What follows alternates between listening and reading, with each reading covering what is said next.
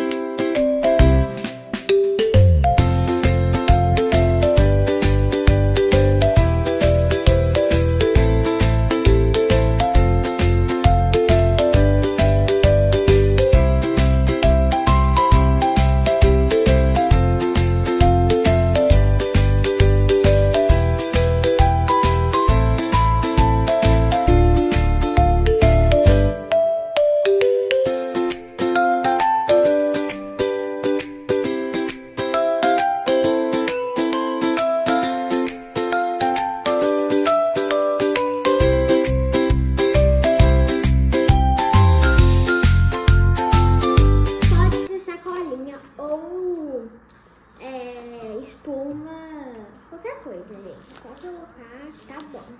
Acho que tá ficar muito cheio, hein? Não, é bom colocar bastante. Eu acho que tô achando cheio. Aí vai precisar tirar um pouco. Gente, agora bora no resultado final. Olha a mão dela. Não, tá tudo sujo. Tarará, tarará. 1, 2, 3 e... Tcharam! Deixa eu ver se ficou fofinho. Deixa eu ver, gente. Ela conseguiu fazer o skit de Nescau. Nescau. Nossa, aqui tá fofinho.